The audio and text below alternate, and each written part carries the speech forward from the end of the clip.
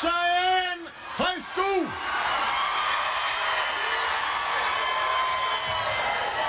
Oh, it is good to be back in Nevada.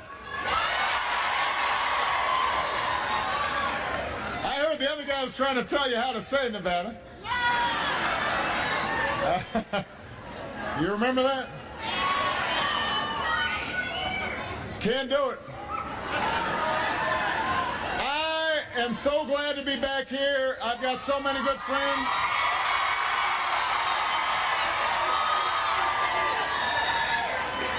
You know,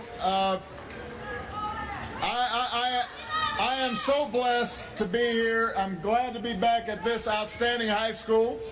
Thank you for hosting it. I've got some really, really good friends here. Folks who supported me when nobody could pronounce my name. But some of my friends, everybody here knows because they've been friends to everybody in Nevada. And so I want to just make sure to give them a shout out. First, I love you back. But first and foremost, somebody who has been not just an outstanding elected official, but he has been my friend. I could not have gotten done any of the things I got done had it not been for him getting my back every step of the way. I love this guy. He has always stood up for Nevada first. He stood up for working people. He's never forgotten where he came from. Give it up for your Senator, Harry Reid.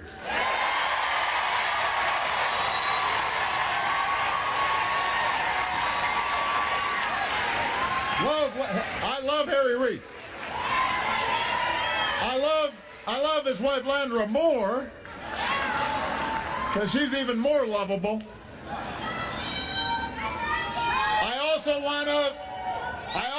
want to make sure that you are turning out to make sure that we get a couple of outstanding members back in the House of Representatives. Jackie Rosen and Ruben Kihuen.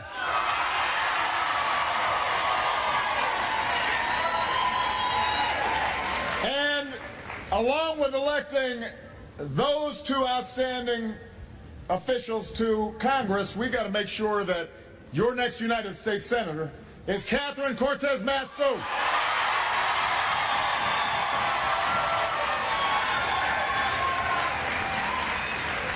So I love you back. I love you guys so much. I do. So, you know, I was driving over here and going through, you know, we didn't drive right through the Strip, but we drove past the Strip.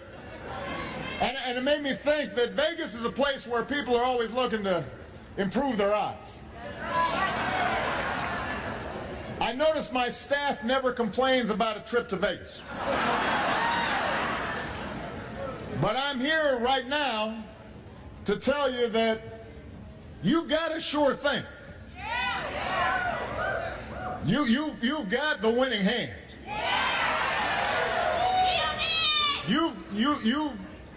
You've got blackjack. And the way to do it, the way to make sure that you win this hand, the way you boost Catherine's odds of winning this election, the way you make sure that Jackie and Ruben are in Congress, is to go vote. You got to go vote. You got to vote. Here in Nevada, you don't have to wait until November 8th. Early voting started yesterday.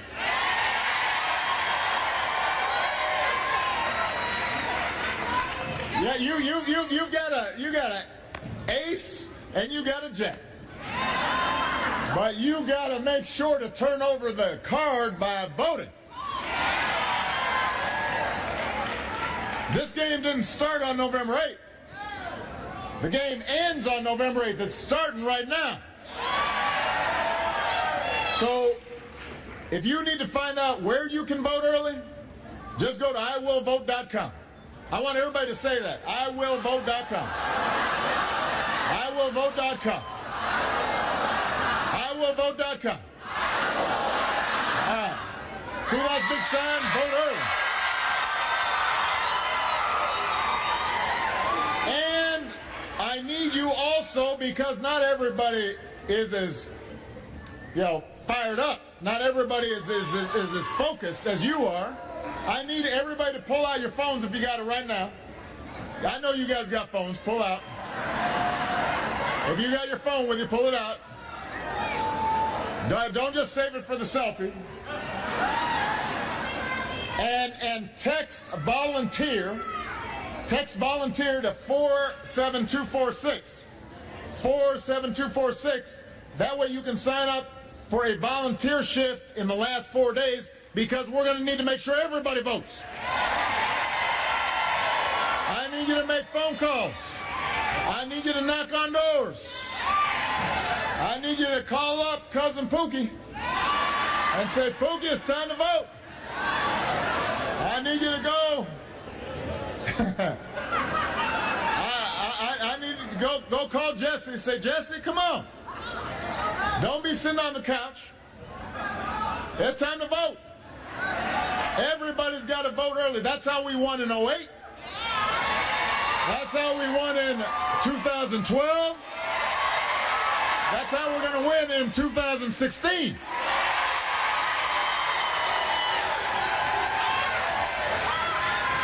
Because let's face it, Nevada's always close. Nevada always makes you a little nervous because you kind of don't know what's going to happen. But that's what makes it exciting. I was here in Nevada in the closing days of both my campaigns. Both times you guys came through. I turned over that card. It was an ace.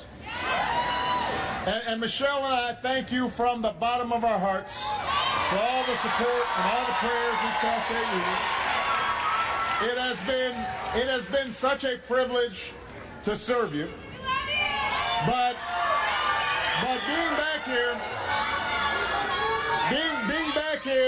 back here in the closing days of another hard-fought campaign makes me think about how far we've come together.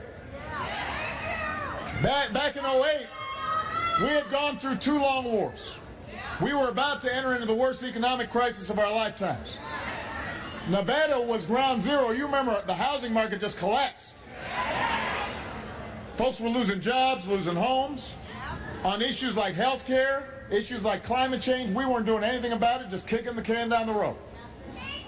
And I remember, you remember I told you now, I said, look, talk to Michelle, I'm not a perfect man. I won't be a perfect president.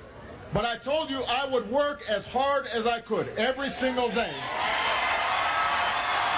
to make sure that you had a better shot at living out your dreams.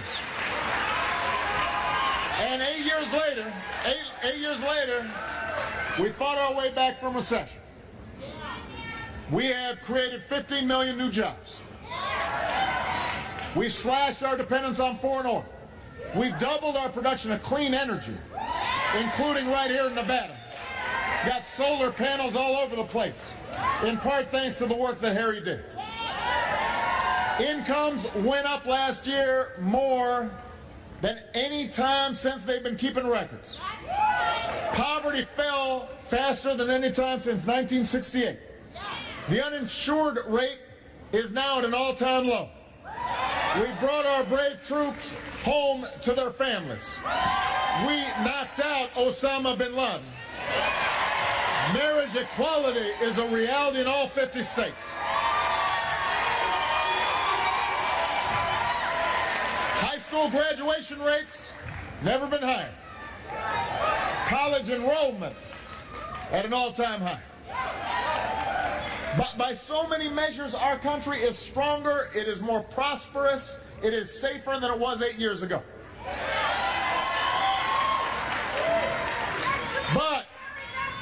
But for all the progress we've made, if we don't work as hard as we can in these next 16 days, all that progress could be out the window. Because competing for the job I currently hold, you've got a guy who proves himself unfit for this office every single day, every single way. And on the other side, you've got somebody who is as qualified as has ever run for the presidency, Hillary Rodham Clinton.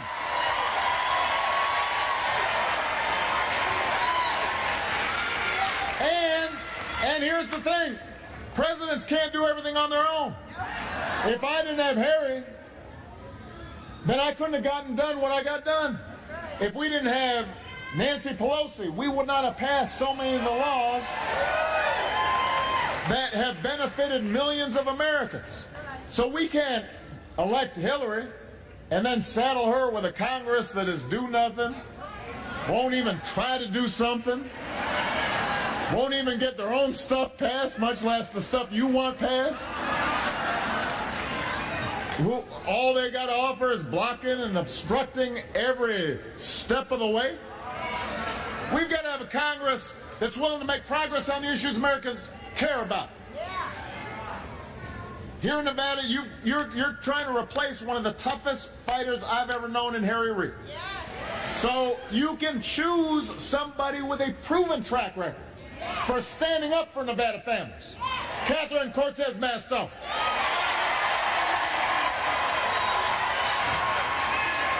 Because Catherine's story is Nevada's story. Think about it. Her grandfather comes here from Mexico, enlists in the U.S. Army, settles here in Nevada, works hard as a baker. Her dad started out parking cars at the Dunes Hotel, went on to live a life of public service, made it possible for Catherine and her sister to get a great education. And Nevada, that's the kind of person you want representing you, somebody who's not going to forget where she came from, somebody who knows what it's like to work hard, somebody who knows what it's like for an immigrant to come here and live out the American dream. You can make her the first ever Latina to serve in the United States Senate. Ever. Ever.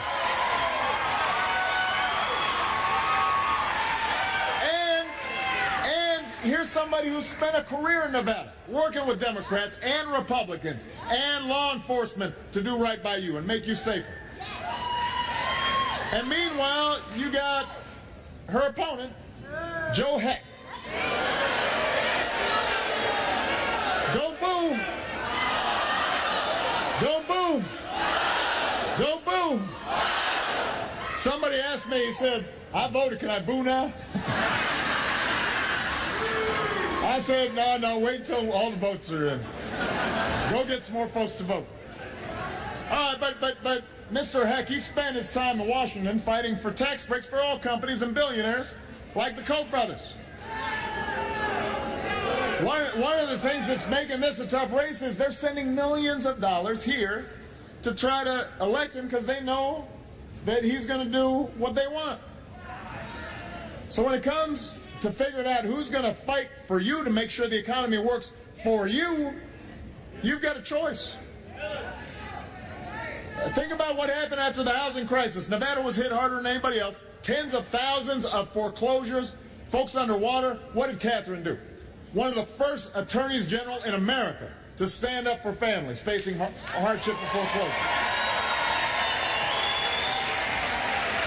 Rolled up her sleeves and got to work to make sure families got help.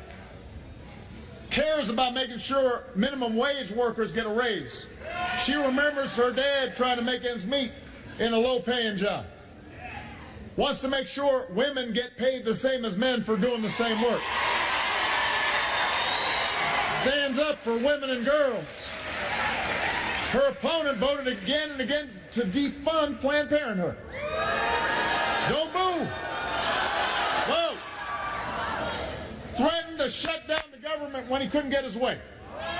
Even though thousands of Nevada women depend on Planned Parenthood for basic health care, for cancer screenings. And then just a few weeks ago, her opponent was supporting Donald Trump,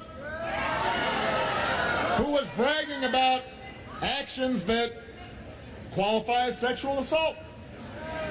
Catherine's been a national leader in the fight against sex trafficking of teenage girls and violence against women, and passed laws to make sure the penalties are tougher for predators, expanded sex offender registries, gave victims the right to sue their captors, and the other guy's supporting Donald Trump. What the heck? What the heck? Heck no! Heck no! Heck no! Heck no! Come on! Come on! On issue after issue, Nevada, you've got a clear choice. If you care about immigration reform, you can vote for a presidential candidate who sees immigrants only as criminals and rapists. Apparently never heard of people like Catherine's grandfather. Or you can vote for the granddaughter of an immigrant who believes that everybody deserves a chance to contribute to this country that we love.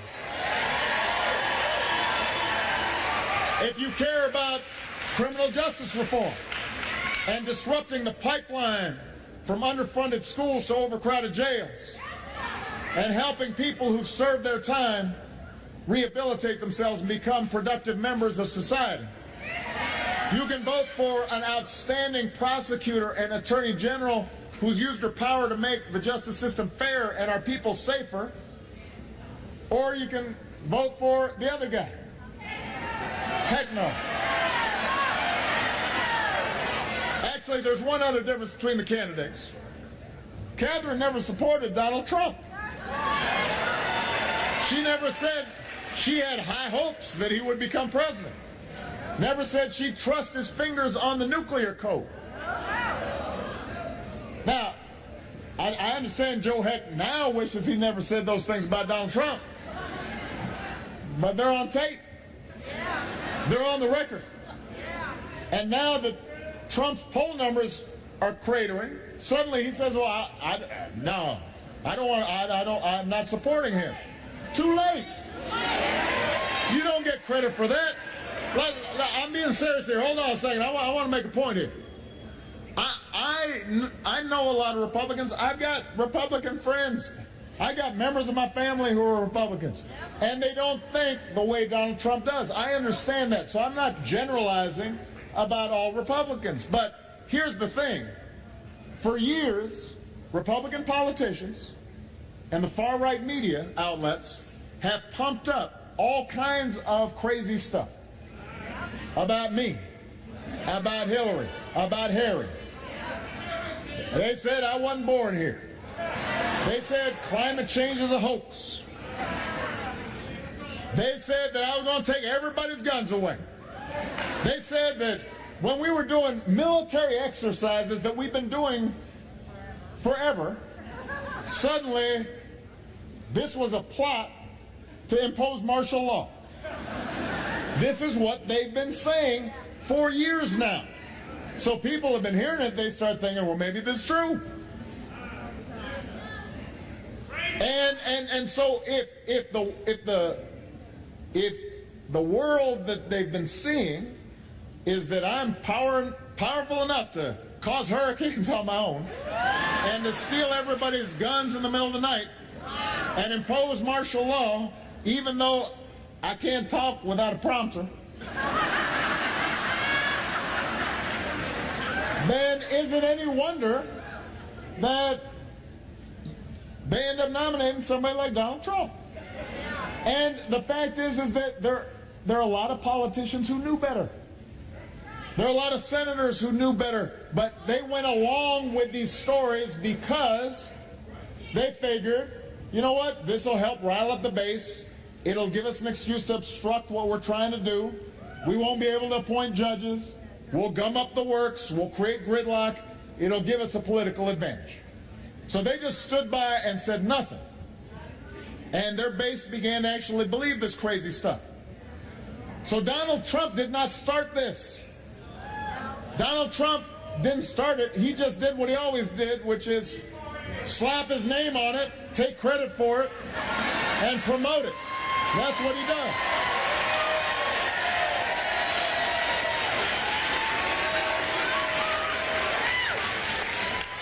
And so now,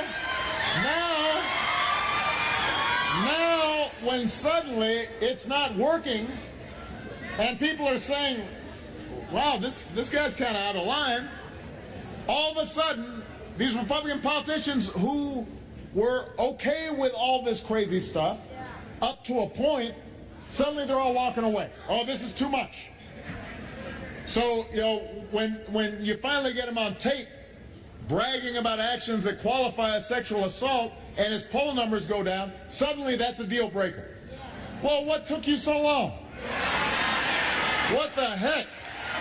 What took you so long? All these years, all these years you've been idolizing Ronald Reagan,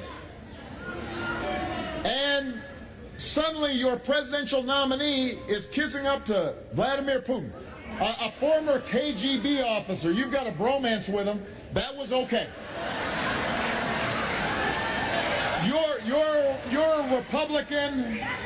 You're a Republican official that says you love the Constitution. Say that Harry and I are engaging in unconstitutional behavior, power grabs, executive actions. But you then are okay with a president who says he'd silence reporters, in a debate says he will jail his opponent without due process, wants to deport whoever he wants, apparently has not heard of the First, Fifth, and 14th Amendments. Why would you support him? Why didn't you offer him your pocket constitution like Captain Khan's father did, if you care so much about the Constitution? All these years you've said you stand for family values. I'm sure that's what Joe Heck said. Said he stood for family values. But why didn't you walk away months ago when you heard your nominee for president, the guy you were hoping could become president, call women pigs, dogs, slops, grades them not on their character or their intelligence, but on a scale of 1 to 10? You don't have to be a husband or a father to stand up for women, for our daughters. You don't have to have a disability to say it's wrong to mock somebody with a disability. You don't have to be a Muslim to stand up for our fellow citizens who are just as patriotic as we are. You don't have to be a Democrat to think there's a problem with that. You just have to be a decent human being.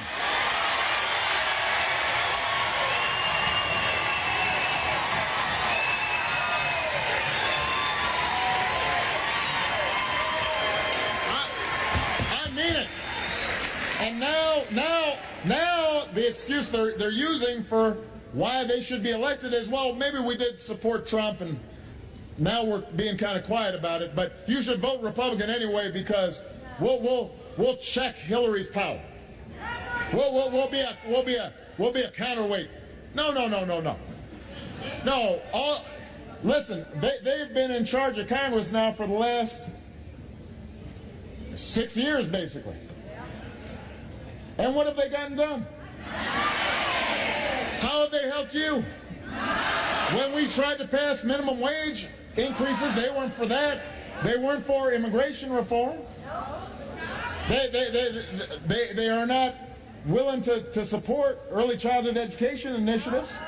Haven't built infrastructure. We could be putting guys to work right now and gals back to work right now, got their hard hats on, ready to do work, building Nevada, creating jobs all across this great state. They haven't done that. I've asked them.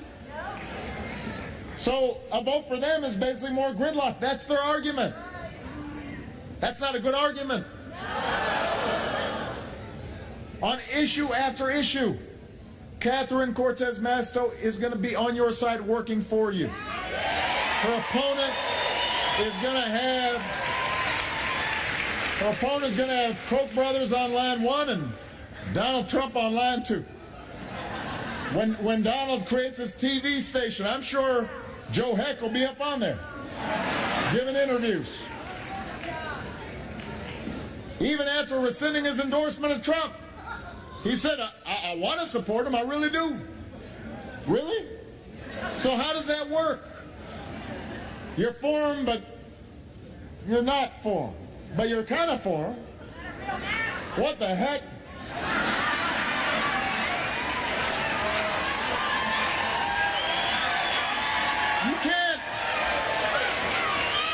You can't object to the things that Trump says and what he stands for, where he starts undermining our democracy by saying he may not even accept the results of an election.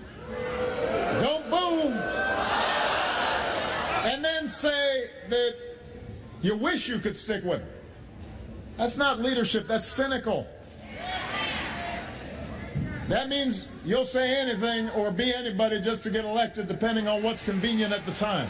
And that's not what Nevada needs, and that's not what America needs. You need somebody who stands for principles like Catherine Cortez Masto. You need members of Congress with principles like Jackie Rosen, like Ruben Kihuen.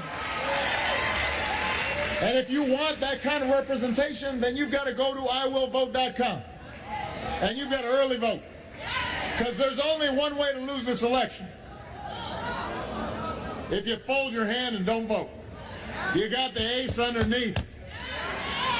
But if you don't turn it over, you'll lose. So you got to vote. Good. I'm proud of you. First-time voter right here. We need some more first-time voters. And we need some second-time voters. Third and fourth and fifth and sixth-time voters. Do it big. Don't leave any doubt. We don't want to leave any doubt. You know, Donald Trump's already talking about how the game's rigged. I got to say, that means he's losing. You know, if you start making it, if you've ever played a basketball game, and like halfway in the middle of the game, suddenly somebody starts saying, the refs are making me lose and I'm going to walk off the court. That means you're losing. And by the way, it means that you don't have what it takes to do this job, because there are a bunch of times where it gets tough. There are a lot of times where things don't go your way. And you've got to be able to just hang in there. The way Harry's hung in there. The way Hillary will hang in there. The way Catherine will hang in there. And in terms of this whole rigging thing, look, I don't have to tell you this, but I'll just go ahead and tell you anyway. Your governor's a Republican. You've got Republican governors in almost all the swing states like Florida, Ohio, North Carolina, Georgia, Iowa. You got Republican governors in Texas and Arizona. In every polling place, there are Democrats and Republicans watching how the ballots are filled out and how they're turned in. There are Republicans and Democrats watching how they are counted. If this was rigged, boy, it would be a really big conspiracy. And those folks, the Republican governor is not going to rig an election for Hillary Clinton or rig an election for Catherine. So forget the rigging talk. You know what is going to win this election? You are. We have made so much progress despite the forces of opposition and discrimination and the politics of backlash. We have made progress. We haven't gotten everything done. We've got more work to do. There's still folks out there who are struggling. We've still got roads and airports to build. We've got people to put back to work. We've got young people who need more help going to college. We've got early childhood education programs to set up. We've got more clean energy to build. We've got immigration laws that need to be changed, so we're a nation of laws and a nation of immigrants. We've got work to do to bring together our outstanding law enforcement officials with those who want to make sure that our law enforcement is colorblind. We've got so much work to do. And so progress does not stop with my presidency. It doesn't stop when Harry Reid retires. We're just getting started. We're just getting started. But we got to make the right choice. Progress is on the ballot. Civility is on the ballot. Tolerance is on the ballot. Justice is on the ballot. Equality is on the ballot. Democracy is on the ballot. My name is not on the ballot. That's okay. That's okay, but if you want to give me and Michelle a good send-off, then I need you to join us. You want to give Harry Reid a good send-off? We got to have a good turnout. I need you to work just as hard for Catherine Cortez Masto and just as hard for Hillary Clinton and just as hard for Ruben and Jackie as you work for us. I need you to knock on doors. I need you to make phone calls. I need you to talk to your friends. I need you to vote early. And if you do that, we will elect Catherine Cortez Masto to be your next outstanding senator. We will elect Hillary Clinton to be the next president of the United States. We'll show our kids that we are still the greatest nation on earth. And we're just going to keep on getting better because of you. God bless you, Vegas. Thank you. God bless the United States of America.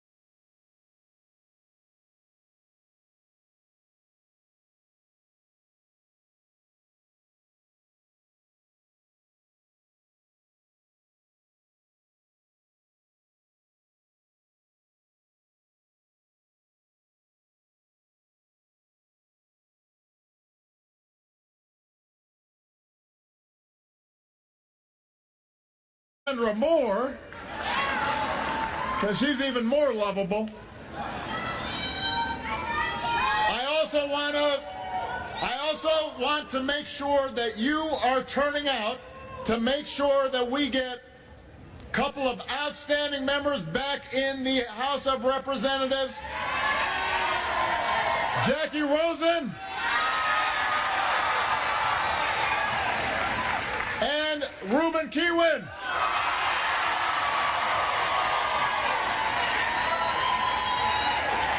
And along with electing those two outstanding officials to Congress, we got to make sure that your next United States Senator is Catherine Cortez Masto.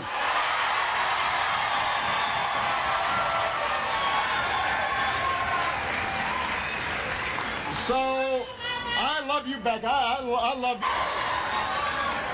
I heard the other guy was trying to tell you how to say Nevada. You remember that? Can't do it. I am so glad to be back here. I've got so many good friends.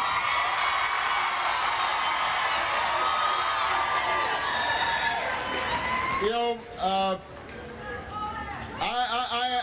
I am so blessed to be here. I'm glad to be back at this outstanding high school. Thank you for hosting it. I've got some really, really good friends here.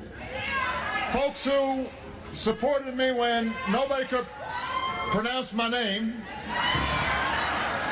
But some of my friends, everybody here knows because they've been friends to everybody in Nevada. And so I want to just thank you guys so much. I do. So, you know, I was driving over here and going through, you know, we didn't drive right through the Strip, but we drove past the Strip. And it made me think that Vegas is a place where people are always looking to improve their odds. I notice my staff never complains about a trip to Vegas. But I'm here right now to tell you that you've got a sure thing. You've got the winning hand. You've got blackjack. And the way to do it, the way to make sure that you win this hand,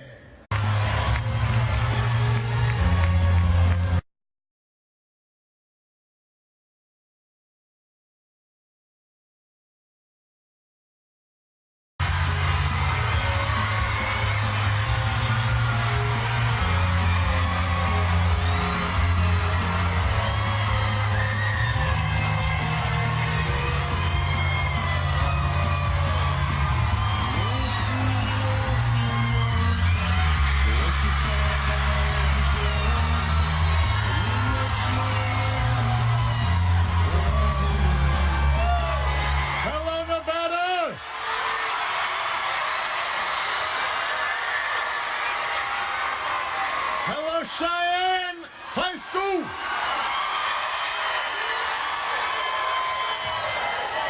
Oh, it is good to be back in Nevada. Make sure to give them a shout out. First, I love you back. But first and foremost, somebody who has been not just an outstanding elected official, but he has been my friend.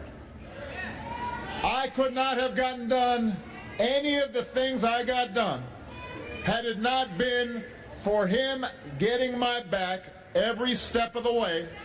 I love this guy. He has always stood up for Nevada first. He stood up for working people. He's never forgotten where he came from. Give it up for your Senator, Harry Reid.